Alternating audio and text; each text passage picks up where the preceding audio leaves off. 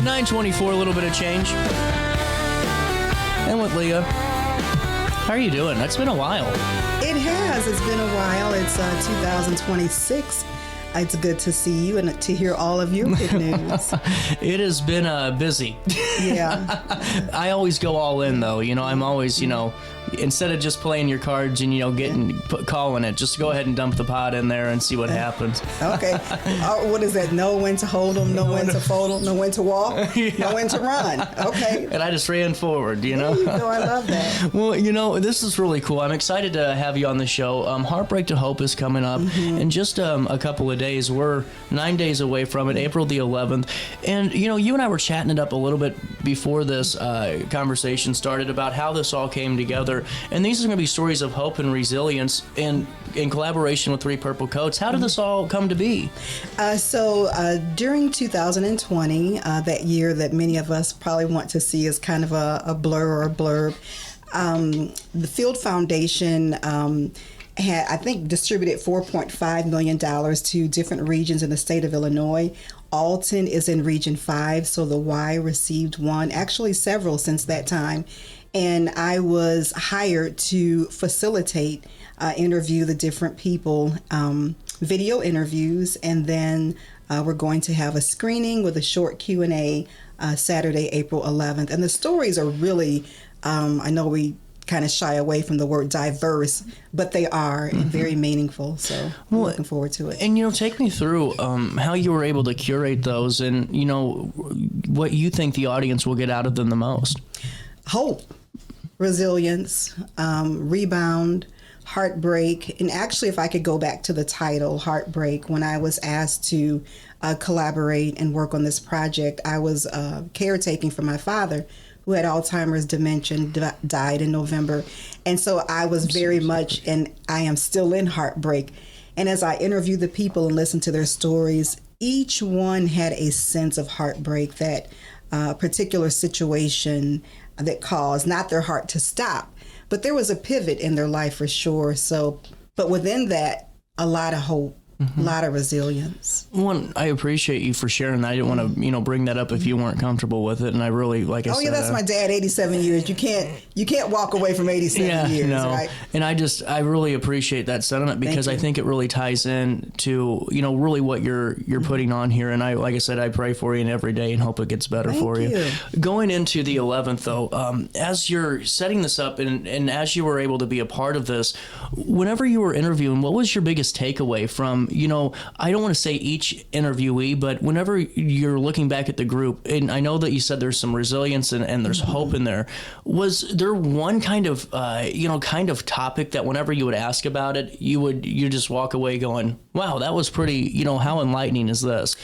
Not getting stuck, because we can go through things that if we're not careful, we become stuck in that moment, or they call it trauma, or different, words. But to have the hope, because hope pulls us out of that, and people offer us hope. And so that was one of the things that was the through line for each story, that even though they were all different, there was a point within them that says, hey, I can't stay here. And it was other people. Whereas this person might have injured them, another person came along to help heal them. I think that's really important. Yeah. And the individuals that you're talking to, are very well respected. And I think that, it's really, just like you said, a really diverse mix of voices and thoughts. And from, Bengali to Vernetta Caffey, and you got... to the rebel rouser, the righteous. I'm like, oh my gosh, don't you get up there and you say anything too crazy, 8-bar ham. To 8-bar, but you got, so many others too. And then you got Nana's going to be on there, Dr. Nana. Yeah, Dr. Baycoat, the yogi, activist, educator for over 20 years, and her perspective, I was like, hey, when did you become an activist?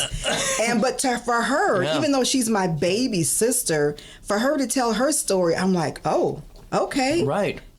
So individuals telling their own unique stories in their own way. One of the things that people often say, hey, I've never told anybody that. I'm like, oh, okay, well, wow. Good.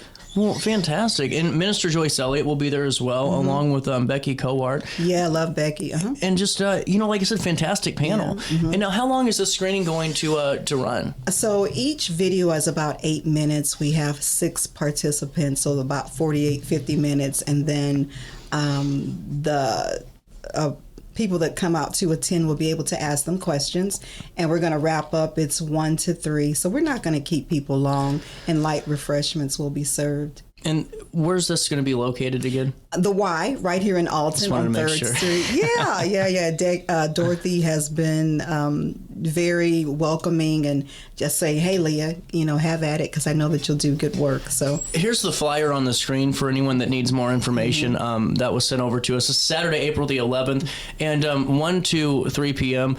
This is going to be a really good opportunity, and honestly great for what age? Honestly, I would think high school on up, or even middle school. Oh, yeah. And what I tried to do, we were kind of in a rush to complete the project. I wanted to get different generations. Of course, Generation A, they're little people, but like we have the baby boomer, millennial, Generation X. So, yeah, different perspectives for sure. Really cool. Do you have a moment to take a quick break with me? Sure. 9:31, a little bit of change. We'll come back and we'll talk a little bit more about Heartbreak to Help, 3 Purple Coats, and more right after this on RiverBender.com and Roku TV. If you think you might be pregnant, you don't have to face it alone. At Vitality Women's Clinic, you'll find the care you deserve. We offer confidential, no-cost pregnancy testing, ultrasounds, and STI testing. Our team is here to listen, support you, and help you understand your options without pressure or judgment. Walk in or make an appointment today. Call 618-466-1690 or visit vitalitywomensclinic.org. Vitality Women's Clinic, clear answers, real support. Since 1993, Sparks Junk Removal is always adapting to the needs of our clients. That is why we now offer weekly trash pickup for selected areas. Plus, we offer driveway-safe rubber-tired dumpster rental. Give us a call today at 618-781-1407 or visit us at sparksjunkremoval.net. At Alton Elite Jiu-Jitsu, we help students of all ages build confidence, discipline, and real-world strength. Join a supportive community that challenges you to grow both on and off the mat. Experience the art of Brazilian Jiu-Jitsu with a 7-day free trial at our new location. Call 618-795-2692 or visit altonelite.com to start your journey today. Train hard, serve others, live elite at Alton Elite Jiu-Jitsu. When you need a project done right, on budget, and on time, trust Gillahan Concrete. Gillahan handles every kind of project, big and small. Commercial, industrial, residential, from room additions and garages to patios, driveways, and more. Gillahan brings quality and experience to every job. Family owned with over 30 years of service to our community. Call today at 618-781-3914 or visit GillahanConcrete.com. With over 20 years of experience, Wilson's Tree Service has the expertise to handle all of your tree care needs. Licensed and fully insured, their team of experts are dedicated to providing reliable service. Plus, with a 24-hour emergency service line, Wilson's will always be there for you. Don't risk tackling that timber by yourself. Trust the local professionals at Wilson's Tree Service. Visit treeservicealtonil.org to get started today.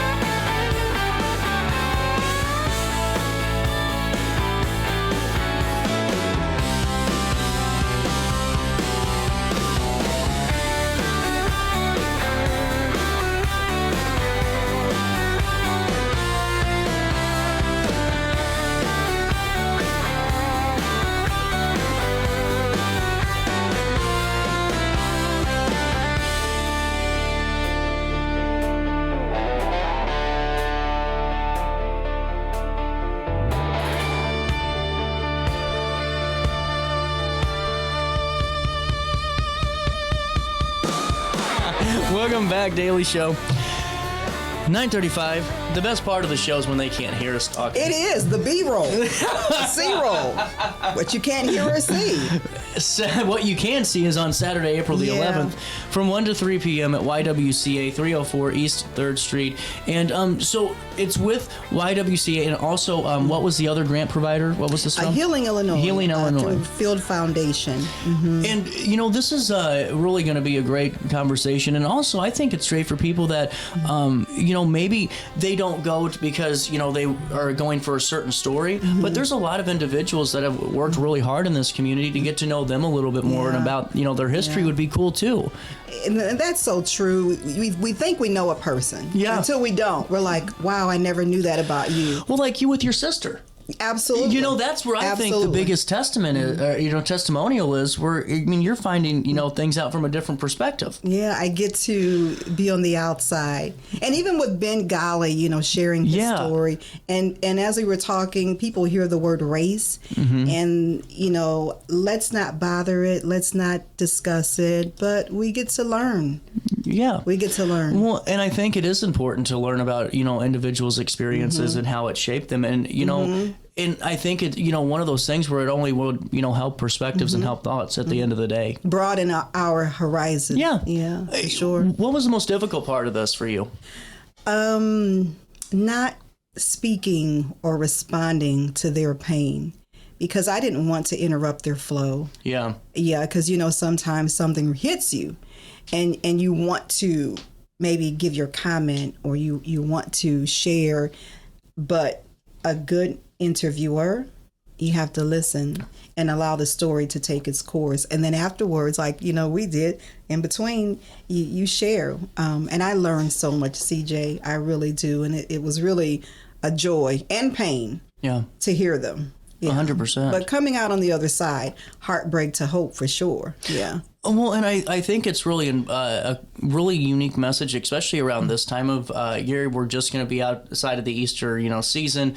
And, to really have that, I think, is a really good, I think, bookend to all the work that's being done, no matter what in the community, but also internally for ourselves. And if that story helps connect with somebody that's, humanity, stuck, I think it's great. Yeah. Absolutely. Like you say, tomorrow is Good Friday. I'm a believer. I was raised a Christian, definitely believe in the Lord Jesus Christ. And so within that, there is hope, there is healing, there is another pathway to get there from pain, from heartbreaks, from the things that cause us trauma, that we can overcome them. It doesn't mean that we deny them. Right. It doesn't mean that they don't exist. For sure. But we find hope and humanity.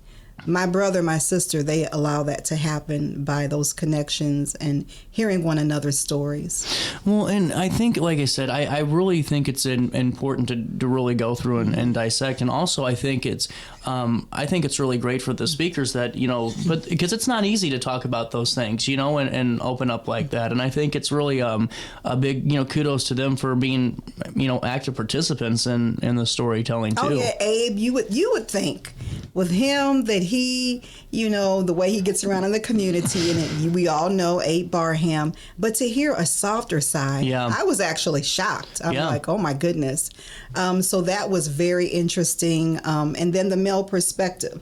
Oftentimes we, hear from women, they're very communicative, but to hear men tell their stories, it's a nice change. It is. Yeah. Well, and I think it's going to be something, like I said, for everybody, 1 to 3 p.m. There's going to be light refreshments provided. And it's free. Oh, free to attend to? Absolutely. Oh, there you go. You're making it easy for everybody. And so how this is going to work, you're going to be showing the taped interviews. Yes. And then after all of the interviews are taped, there's going to be a question and answer portion. Perfect. And there were things, most of them sometimes are like 45 minutes to an hour, but you have to edit those down to about 6 to 8 minutes. Yeah. So of course, hey, I forgot to say this. Doesn't that happen all the time? All the time. So that Q&A session, they'll be able to, partake of that, and maybe something will hit them, This is cool. Yeah, so I'm excited about it. So with that being said, this is Saturday, April the 11th, Heartbreak to Hope, Stories of Hope and Resilience in collaboration with 3 Purple Coat Productions. And Before I let you go, what are you working on next? What's your next big project? Andy, well, I have another one with the Y we're working on. There you go. Through Healing, Illinois. No kidding. Yeah, so we were actually looking for local actors. You don't have to have any experience. You can call the Y, and that's going to take place June 25th, and that's another Healing, Illinois grant. But also, Three Purple Coats, we're doing our youth summer production, Andy the Dreamer. So I've got... Oh, that'll be cool. My youngest is 7 all the way to, I think, 61. Yeah, and they are so excited. See, that'll be cool. I'll bring them in here and you can check them out. We'll have to do an interview on that. That'll be really awesome. Well, I always appreciate when you come on, and I really hope that we get some folks out there April the 11th. That's a Saturday. We are just about 9 days away from it, if my math is right, but do not quote me on my math. 1 to 3 p.m., just mark it in your calendars and get over there to YWCA, 304 East 3rd Street. And really go support the community in this. Thank you so much. 2 + 2 is 4. That's right. You said you're a mathematician. Well, math person. I'm just messing with you, CJ. It's always a pleasure seeing you. It really is. And we'll talk again soon. Thank you. 9:42, quick break. We're going to come back and chat it up some more. It's my Friday. You know, we get Friday off tomorrow here. And Yay. it's always a good time when that happens. Great Thursday. Good Friday. Good point there. We'll come back with more next.